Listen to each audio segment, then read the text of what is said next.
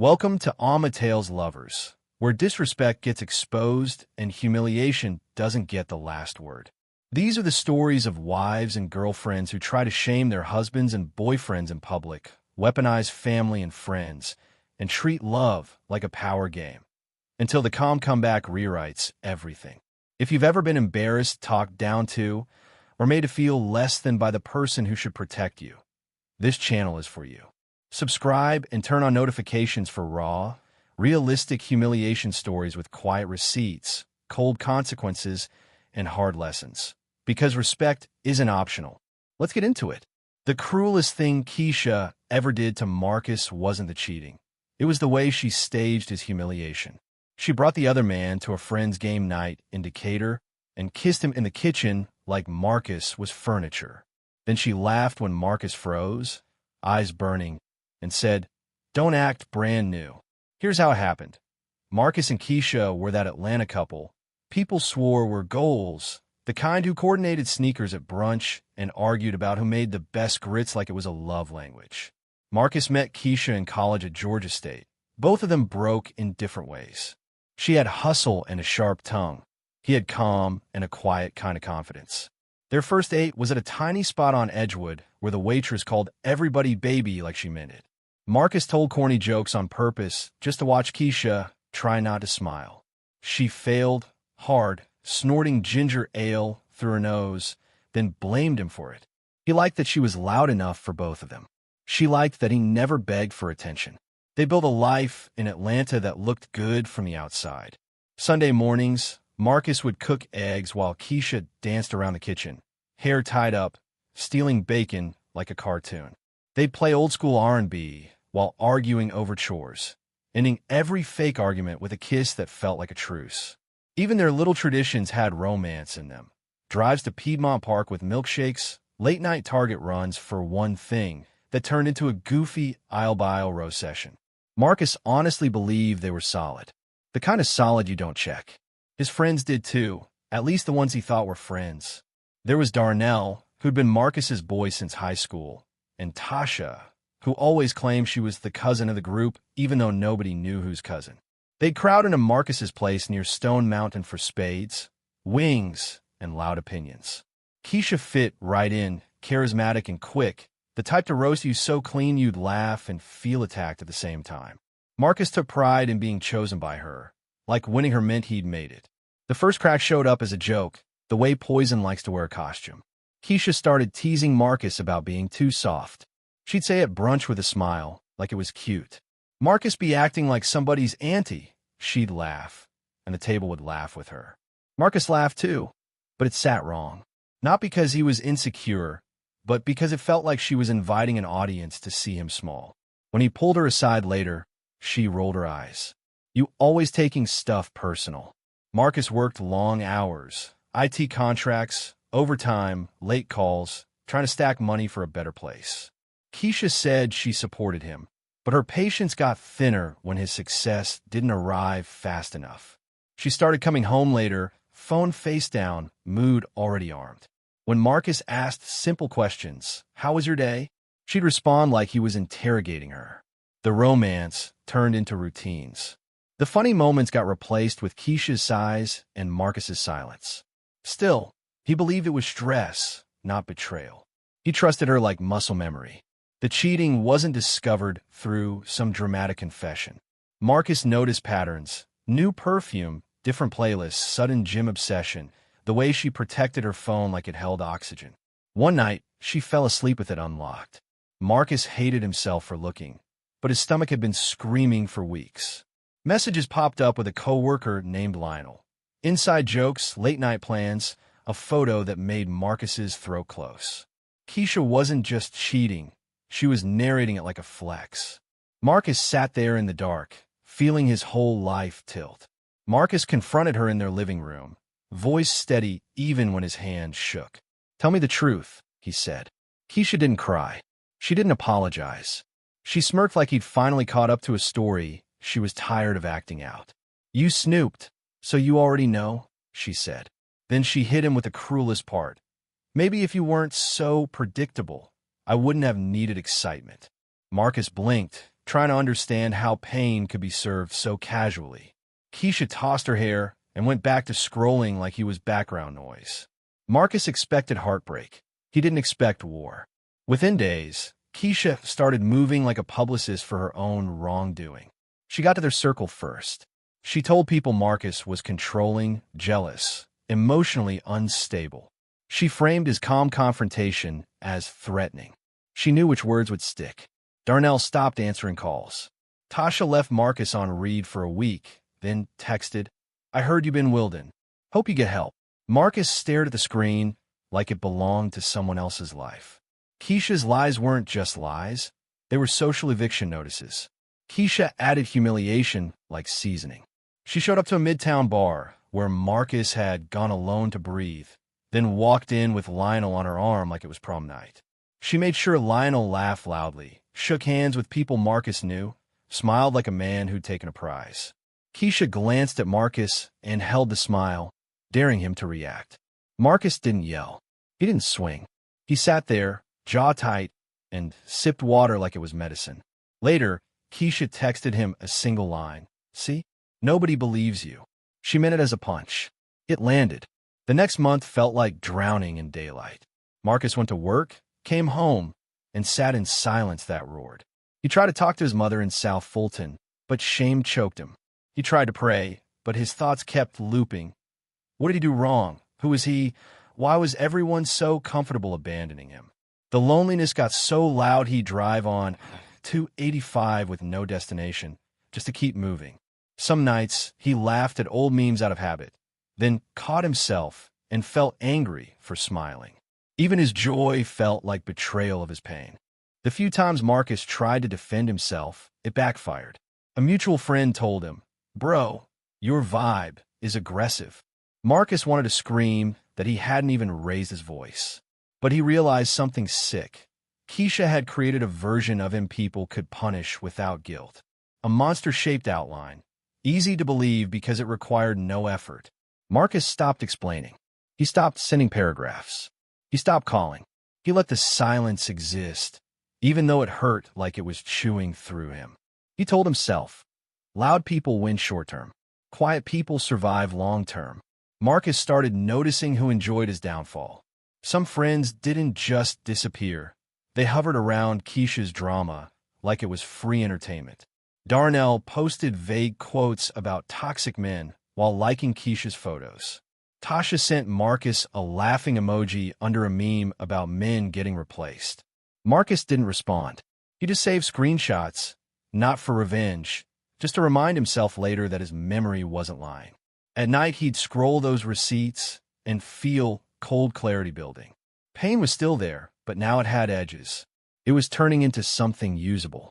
Amid the mess, Marcus still had moments of accidental humor, because life is disrespectful like that.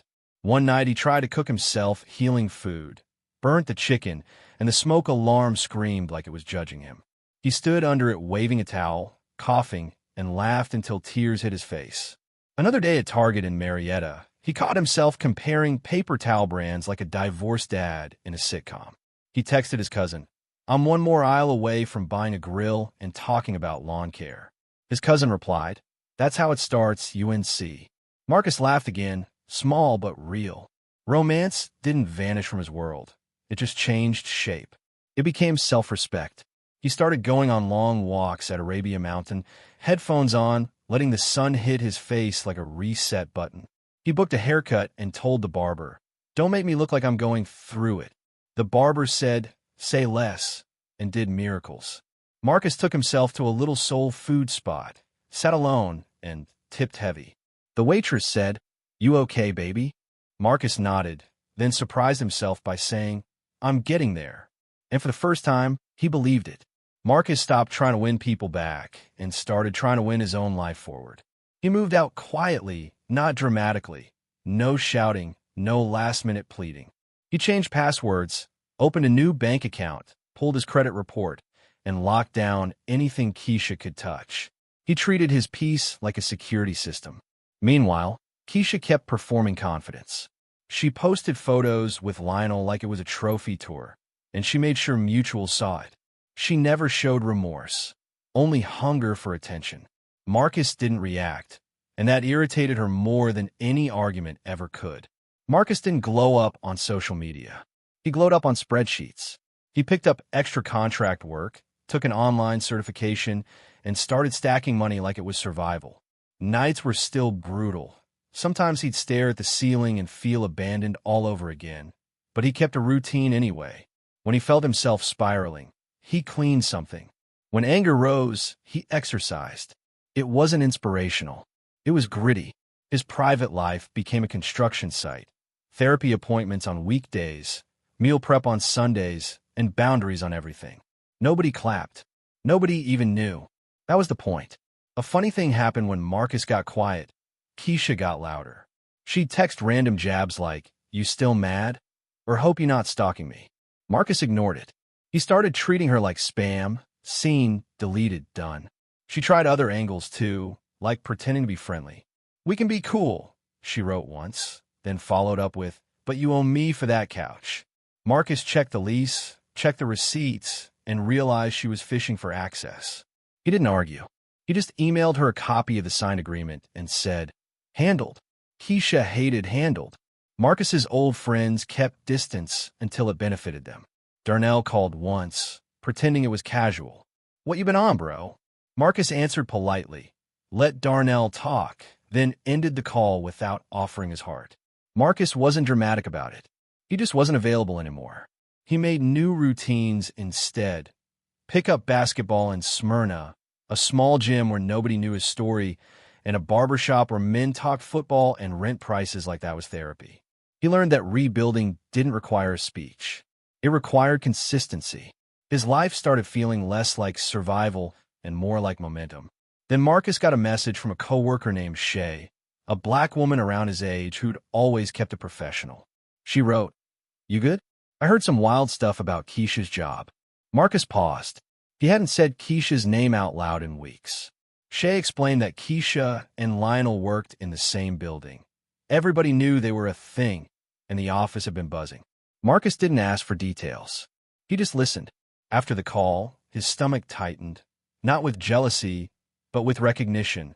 Reckless people eventually trip over their own noise. Marcus went back to his laptop and kept studying. His peace didn't depend on their downfall, but he could smell consequences coming. The karma wasn't supernatural. It was paperwork. Lionel had been sloppy, flirting with multiple women, sending messages on company devices, talking crazy like he couldn't be touched. Complaints piled up. Screenshots circulated quietly among people who were tired of being disrespected. Marcus learned later that Keisha had been bragging at work too, acting like rules didn't apply to her because she had Lionel's attention. That's how it always starts. Arrogance first, then carelessness, then a record of it. HR opened an investigation. It wasn't dramatic, just calendar invites, closed-door meetings, and silence in hallways. Keisha still didn't feel remorse. She felt offended. Keisha told people Marcus must have reported her.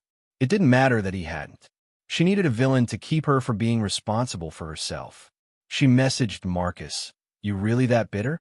You trying to ruin me?" Marcus didn't reply. He was at his desk eating lunch, staring at the text like it was a stranger. He finally blocked her number. Not out of spite, out of hygiene. Still, she kept telling anyone who'd listen that Marcus was obsessed, that he was sabotaging her life. Lionel didn't defend her. He didn't protect her. He watched her take heat and stayed quiet, because that's what users do. When HR pressed Lionel, he panicked and started tossing people under the bus like it was his job. He claimed Keisha pursued him, that she was unstable, that she couldn't take no. He painted her as the problem to save himself. Keisha was furious, not because she had conscience, but because she'd been outplayed. She confronted him in the parking lot, loud, and someone recorded it. Not for social media, just for evidence. The next day, her badge stopped working. Her email got shut down. Her calendar went blank. The company didn't do drama. They did separation paperwork. The paycheck stopped like a light switch. Keisha's lifestyle was built on assumptions: steady income, steady admiration, steady access. Without work, those assumptions collapsed fast. The apartment she loved became a math problem. The car payment became a threat. The friends who loved her stories disappeared when the bill showed up. Lionel didn't move her in. He didn't even answer her calls. Marcus heard all of this through secondhand whispers, not because he chased it, but because people love delivering bad news like it's gossip candy. Keisha still didn't apologize. Not once. She blamed haters, jealous people, and Marcus, even while her own choices stood in front of her like a mirror. One of the funniest, saddest twists was watching old friends change their tone. Darnell texted Marcus, "Man, I ain't know it was like that." Marcus read it and laughed once dry. Tasha sent, "You good? We should talk." Marcus didn't rush to respond. He didn't do the triumphant "told you so." He just felt tired. It wasn't satisfying to be proven right. It was insulting that truth needed consequences to be respected. Marcus replied with one sentence, "I'm straight." Then he went back to his day. He had learned that closure from flaky people is just another way to stay chained to them. Marcus's private success kept growing. He landed a better role with steadier pay, not because he posted affirmations, but because he did the work and kept his head down. He moved into a clean place in Marietta with windows that let in soft morning light. He bought furniture slowly, piece by piece, like he was rebuilding himself in physical form. He kept therapy, kept the gym, kept his routines. Romance returned too, but quietly, like music you forgot you loved. He started dating a woman named Nia, a black nurse from Sandy Springs, who laughed at his jokes without using him as the punchline. With Nia, the romance was normal in the best way. They did goofy little dates, late-night diner pancakes, bookstore browsing where they'd pick ridiculous titles for each other, and parking lot concerts where the car became a dance floor. Nia teased Marcus about being responsible sexy, calling his budget spreadsheets foreplay for adults. Marcus laughed so hard he almost missed a turn on I-285. The difference was simple. Nia never tried to embarrass him to feel powerful. She treated his steadiness like it was attractive, not boring. Marcus didn't tell her every detail about Keisha at first. He didn't have to. Peace speaks for itself. Keisha eventually saw Marcus out with Nia near a restaurant in Alpharetta. No confrontation, no scene, just a quick glimpse of Marcus smiling, relaxed, looking like he belonged to himself again. Keisha's face tightened, and she walked past them like they were air. Later, she posted a quote about fake people and betrayal, still allergic to accountability. Marcus didn't check her page. He didn't need updates on chaos. That was the real transformation. He had outsmarted her without playing her game. He never begged for validation. He built something she couldn't touch. The final karma landed months later, sudden and realistic. Keisha tried to get hired at another company, and her background check flagged the exact mess she'd caused. Policy violations and termination notes that couldn't be smoothed over by charm. She kept hopping between short gigs, always blaming the workplace, never herself. Lionel? He lost his position too after more complaints surfaced, and he moved on like a coward, leaving Keisha with nothing but the consequences. Marcus didn't celebrate publicly. He didn't call anybody. He just sat in his apartment one evening, looked around at the calm he'd built, and exhaled like his lungs finally remembered how to work. The moral lesson hit Marcus quietly, not like a movie speech. He learned that people who humiliate you in public are telling you they don't love you in private. He learned that friends who abandon you based on rumors were never friends. They were spectators. And he learned karma doesn't need magic. It just needs time and a person's own habits. Keisha never showed remorse, so life corrected her through reality. Money, work, trust, and isolation. Marcus's comeback wasn't her downfall. It was his freedom. He stayed private, stayed successful, and kept his heart guarded by standards, not bitterness. And that's how he won. If you enjoyed this story, please like, comment, and share this video with your friends. Subscribe and turn on the notification bell so you never miss a powerful story drop.